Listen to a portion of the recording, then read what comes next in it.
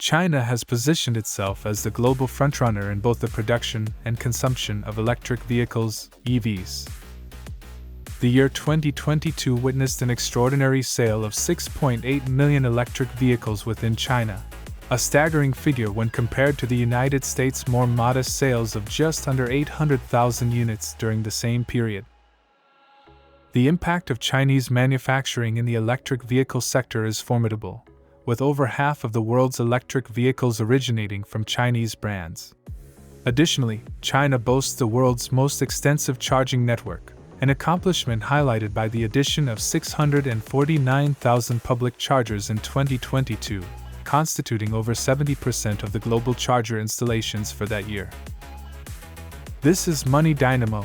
Welcome to the channel. Subscribe and hit the bell to make sure you don't miss any of my videos.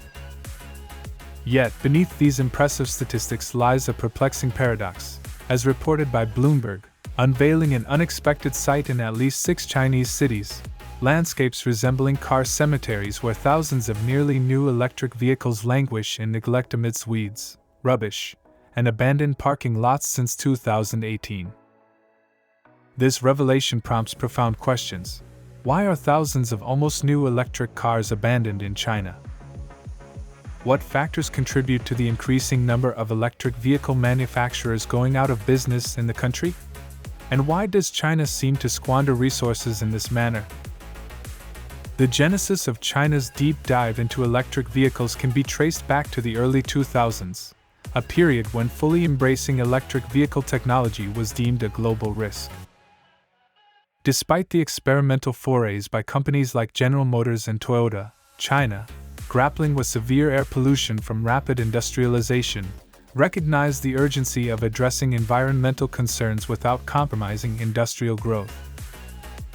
The vision of massively adopting electric vehicles gained traction as it presented a dual solution, mitigating pollution and reducing dependence on imported oil. In response to these challenges, the Chinese government, equipped with substantial advantages such as large manufacturing capacity, abundant labor force, and significant refining capacity for lithium, a crucial component in electric vehicle batteries, devised a strategic plan.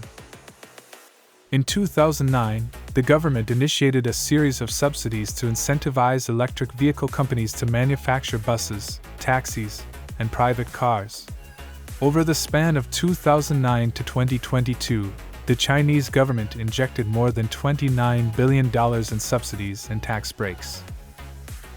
Moreover, national electric vehicle companies received vital support through public contracts, ensuring their survival during their nascent years. Motivated by government subsidies, a multitude of automakers from various corners of China, regardless of their experience in the electric sector, embarked on the mass production of electric vehicles.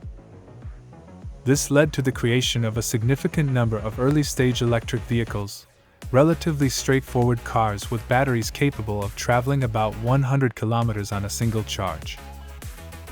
However, the abundance of electric vehicles far exceeded consumer demand.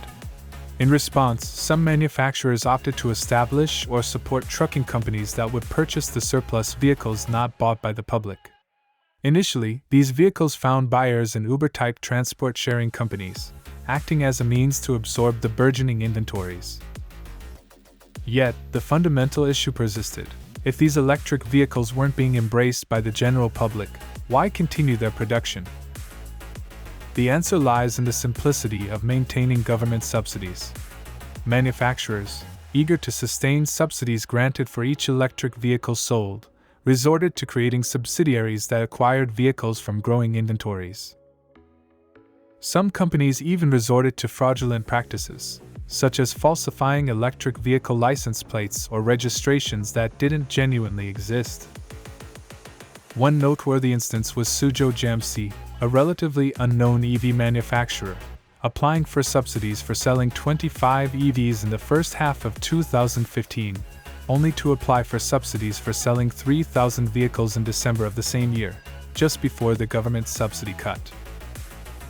Following a government investigation, it was revealed that the figures were fraudulent, with dozens of companies fraudulently claiming at least $1.3 billion in grants.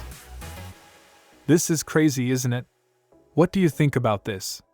Let me know in the comments.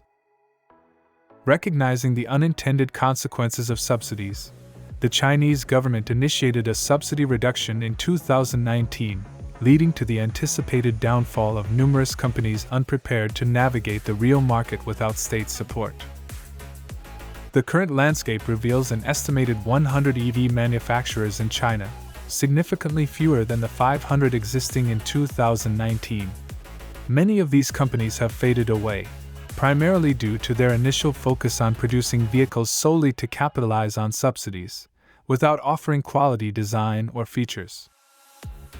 The reduction in government subsidies and increased competition quickly rendered these early-stage vehicles obsolete. This narrative brings us to the now famous electric vehicle graveyards in China, from which two significant ideas emerge. Firstly, the rapid disposal of electric vehicles contradicts the initial goal of reducing pollution, as the environmental toll of manufacturing batteries, intensive mining, and the proper disposal of hazardous materials stands in stark opposition to the government's original intentions. Secondly, the prevalence of resource wastage in China, while common, highlights the centralized nature of the economy, enabling the government to channel substantial investments into specific industries, sometimes resulting in unintended outcomes like fraud. This scenario echoes previous instances of excessive government intervention in China, such as the creation of ghost cities and ambitious projects in Africa. Ghost cities involved the construction of numerous residential buildings without real market demand, causing economic challenges in the construction sector. The present case of abandoned electric vehicles, while lacking the same macroeconomic impact as construction, serves as yet another testament to the repercussions of excessive government intervention, generating undesirable incentives in the market. Beyond the challenges outlined, the saga of abandoned electric vehicles in China opens up broader reflections on the global impact of the electric vehicle industry. The consequences of China's abrupt disposal of electric vehicles reverberate beyond its borders, influencing the global push towards sustainable transportation. The waste generated not only undermines the immediate environmental benefits of electric vehicles but also casts shadows on the viability of such technology as a solution to global pollution. The environmental ramifications extend to the life cycle of electric vehicle batteries. The disposal of these abandoned vehicles raises questions about the proper handling of batteries containing hazardous materials. The specialized disposal process required for electric vehicle batteries becomes crucial in preventing environmental contamination. As the world increasingly transitions to electric vehicles, finding sustainable solutions for the entire life cycle of these vehicles, from manufacturing to disposal, becomes imperative. Moreover, the financial implications of the subsidy-driven surge in electric vehicle production and subsequent fallout in China serve as a cautionary tale for other nations navigating the electric vehicle landscape. Governments worldwide promoting the adoption of electric vehicles must carefully balance incentives to avoid the unintended consequences witnessed in China.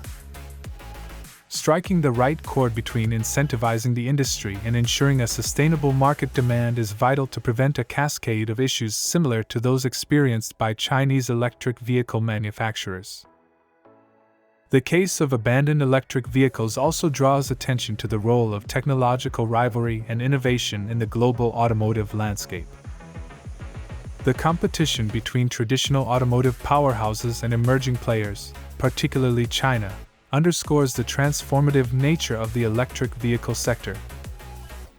It prompts a reconsideration of global supply chain dynamics, as countries seek to secure their positions in the race toward electric vehicle dominance and reduce dependencies on traditional fossil fuel industries. Additionally, the Chinese government's shift in subsidy policies reflects the evolving understanding of market dynamics and the recognition of the need for a sustainable electric vehicle industry.